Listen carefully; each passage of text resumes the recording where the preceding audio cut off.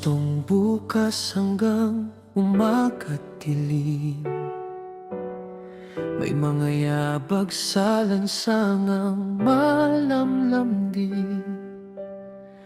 Kabataang gala sa ilalim ng buwan, may dalang usok at pusong sugatan.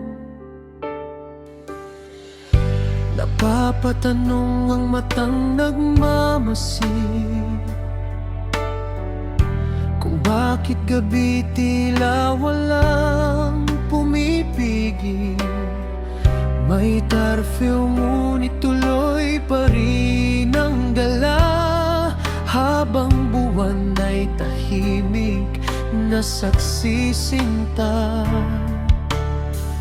May mga bulong sa sulok ng dilim, kapalit ay bariyang madaling liparin. May naghihintay sa tagpong lihim, habang isa na may unti-unting nalulunod din. May dumating ding bagsak ang kalooban, reklamo niya'y kulang ang kabayaran. Nagyayapang lumayo ng mabilisan, kahit kakaunti lamang ang napagkitaan. Napabuntong hininga na lamang siya, batang murang isip ay sugatan pala. Mga pangarap ay tila nawawala sa mundong pera, ang siyang hari pala.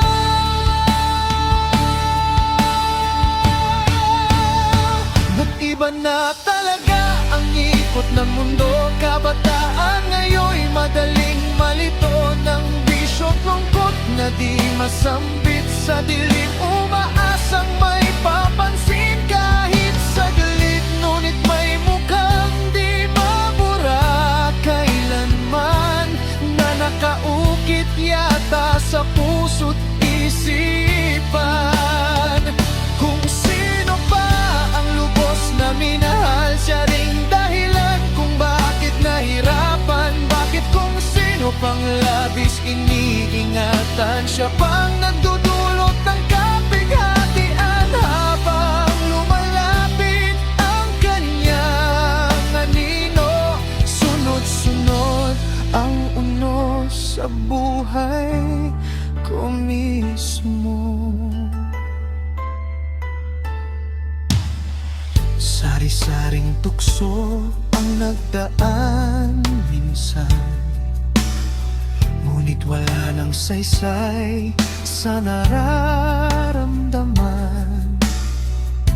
Hindi na laman ang nais matagpuan, kundi damdaming di kayang ipaliwanag kailanman. May alaala ring kusang bumabalik, tuwing hating gabi malamig at tahimik.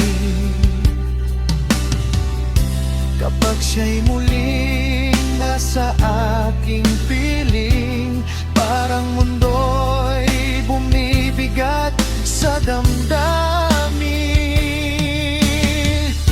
Sa emosyon, pati kabuhayan, kaluluwa'y tila ba nahahatit na sasaktan. Ngunit nang siya'y tuluyang lumisan, unti-unting gumaan ang pakiramdam. Kaya tanong ay muling bumabalik, habang gabi payabang ngunit malamig. Bakit kung sino pang lubos sinibig,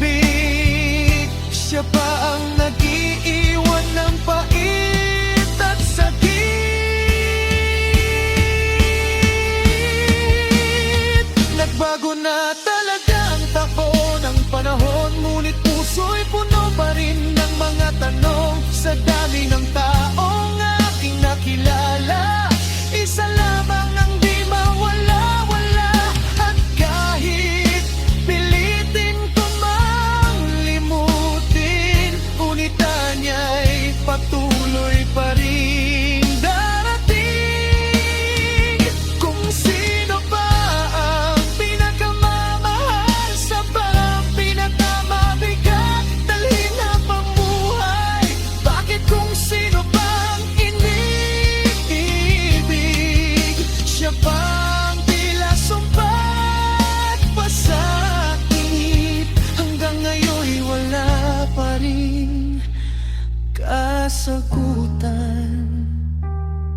sa tanong ng pusong sugatan.